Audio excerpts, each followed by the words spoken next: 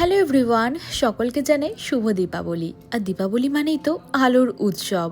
সেজন্যই দীপাবলির এই কটা দিন আমরা আমাদের বাড়িতে বেশি বেশি করে মোমবাতি, লাইট, বিশেষ করে টুনি বাল্ব জ্বালিয়ে চেষ্টা করি আমাদের বাড়িটাকে আলোয় আলোকিত করে তোলা। এছাড়াও আরেকটা জিনিস করি, সেটা হলো আতশবাজির মাধ্যমে এই আলোর উৎসবে আরেকটু বেশি বেশি করে সামিল হওয়া। সেজন্যই আমরা কিট্টুকে নিয়ে চলে গিয়েছিলাম বাজি মেলায়, যাকে আবার অনেকে বোম মেলাও বলে থাকে।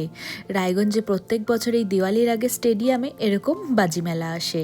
ঢুকেই দেখতে পেলাম মাঠের চারিদিকে প্রচুর আতশবাজি বিক্রি করার জন্য এরকম দোকান বসে গিয়েছে। তো আমরা ভাবছিলাম কোন স্টলে যাব, কি বোম কিনবো, একটু কনফিউশন প্রথমে ছিলই।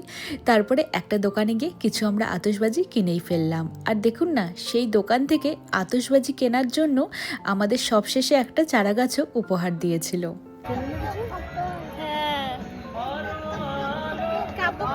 আমি ধরি এটা দাও, আমি ধরি। কিন্তু আবার চশমা পড়েছে পোকার হাত থেকে বাঁচার জন্য, আর বাবা হেলমেট। মার চোখে পোকা ঢুকলে কোনো অসুবিধা নেই, মাও তো চশমাই পরে। কুকুর সরে কাছে যা। এই দেখো মাম্মা একসাথে দুটো দিবে।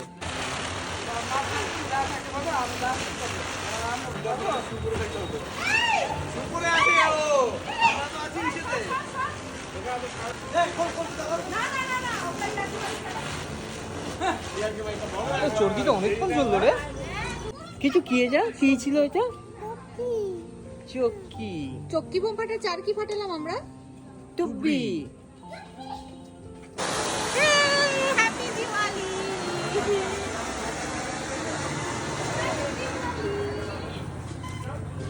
এটা ভালো ছিল। একে বাই বলে দাও, টাটা।